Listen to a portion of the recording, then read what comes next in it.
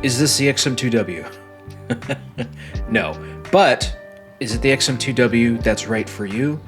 Probably. Let me show you why. Externally speaking, the XM2we is pretty much exactly the same as the XM1R in terms of shape, coating, all of that. And along with shaving off that cable, it also shaves off a little bit of weight too. It's still got the same super grippy Endgame Gear coating, but do know if you haven't used an Endgame Gear mouse before, this coating picks up a lot of skin oils. I washed this literally right before I turned the camera on, and just from handling it, from what you've seen here, it's already getting quite a bit of skin oil built up on it. Regardless, this coating is excellent, super grippy. You will never need to use any kind of grip tape on any of the XM mice. So if that's something that you like, if you get really sweaty hands or anything like that, this coating is top tier. Build quality is insane. There is only a tiny bit of flex on the very bottom plate here, but I mean, you can barely probably even see it.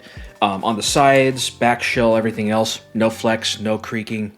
It's fantastic. These skates are nice and big, and they provide a very consistent glide. I really like these skates. There's a little bit of a contour on the edges of these skates, so it's not going to be too rough unless you have a very soft mousepad surface. This has the new Kale optical switches rated for 80 million clicks.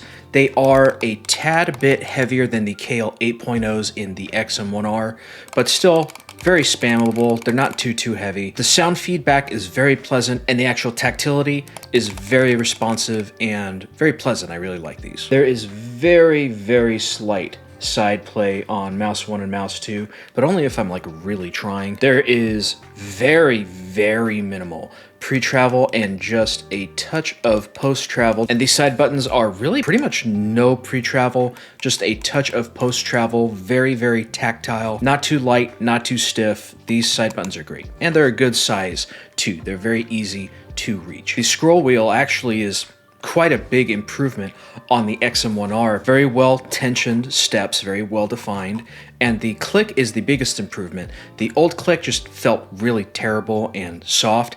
This is a lot firmer. This is way better than the previous scroll click on the XM1R. Charges by USB-C cable, and the cable that's included is very nice because it has a built-in support for the cable so that it lifts it up off of the mouse pad surface, and it means that even if you had to use this wired while you're charging, it's going to reduce a little bit of that drag on the mouse pad or whatever mouse surface that it's on. And the cable itself is fairly flexible, so it's a really good cable. The wireless on the XM2we works very well, and Endgame actually does a lot behind the scenes, behind the components and the firmware of this mouse. So it is using a 3370, which is by no means a bad sensor. Why would I use this when there are other mice that have a technically better sensor? Well, what Endgame Gear did, very smart, is they made the sensor run in wired mode, regardless of whether or not it's plugged in or wireless. So you're getting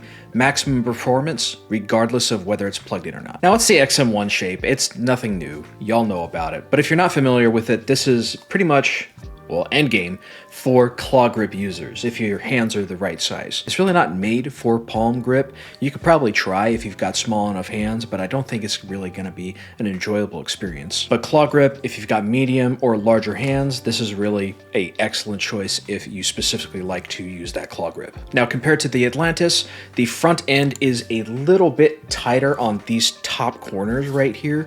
It's very minor, but it is enough that you may notice a difference. I personally do feel a little bit of a difference between these two mice. The front end just feels a little bit more substantial on the Atlantis versus the XM2we. It's also worth noting that the scroll wheel on the Atlantis is actually positioned a little bit further backwards, so it's a little bit easier to access, and that scroll wheel is actually larger on the Atlantis too. So the other obvious comparison between the XM2we is the X2, specifically the medium size. Again, very similar, they're both claw grip mice, but the X2 is going to have flatter sides, so it is going to be technically a little bit of a safer pick in terms of the actual shape, and it does give your fingers a little bit more freedom with where they want to land on the mouse, whereas with the X2, the very aggressive curves on the side kind of lead your fingers to want to go in a specific place on the mouse. So technically,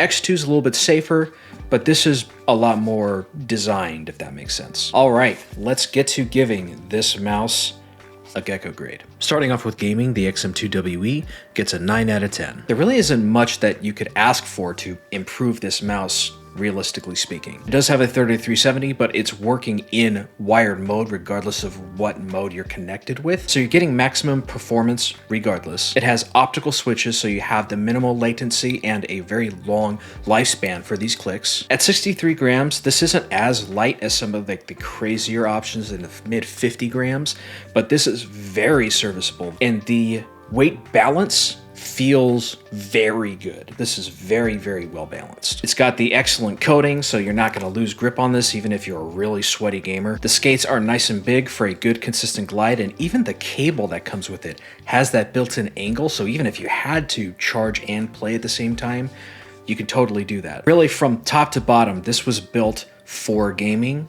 through and through. Now moving on to everyday use, I give the XM2we a 6 out of 10. With the downloadable software, you can reprogram the side buttons, the scroll click to be whatever you want them to be if you wanted to use hotkeys in like an editing program. But that really only gives you 3 extra buttons to work with, and the DPI button is on the bottom, so you really can't use that as an extra button. There's nowhere on the mouse to stow the dongle if you wanted to take it with you somewhere. Endgame Gear estimates that the battery on this mouse will last for about a full week of gaming, and I find that to be pretty accurate. I haven't had to charge this yet, and I've been gaming with this consistently for roughly a week, and it's still holding strong. Now for cost, the XM2we gets an 8 out of 10. The XM2we comes in at $80 MSRP. And with the internals that you get, the low weight, the build quality, the firmware behind the 3370 really kind of boosting its performance, this is a top grade gaming mouse that really competes with a lot of the other offerings that are at higher prices from 90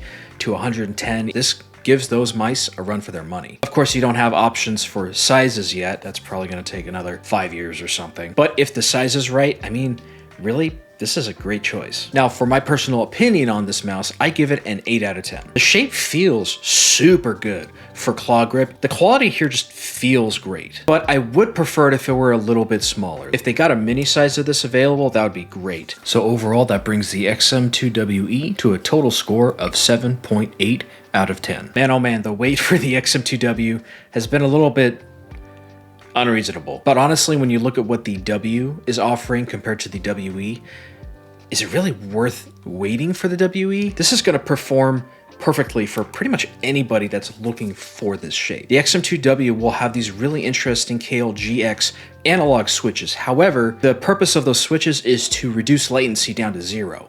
And really, they already accomplished that with these optical switches. And it will have the 3395 sensors, so on paper, it's going to perform better, technically, than this mouse.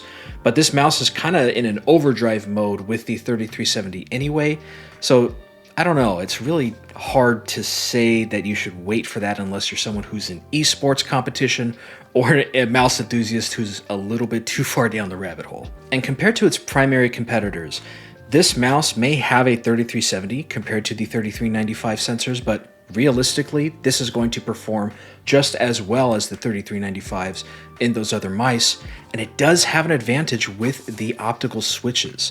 Less latency compared to the mechanical switches on the other available mice that are in the kind of same claw grip niche that the XM2we fits. And again, it's at a lower price. But if you want to know a little bit more about those competitors, I have reviews for the Atlantis as well as the X2 on my channel. Thank you so much for watching. You guys take care. God bless. And I'll see you next time, okay? Later.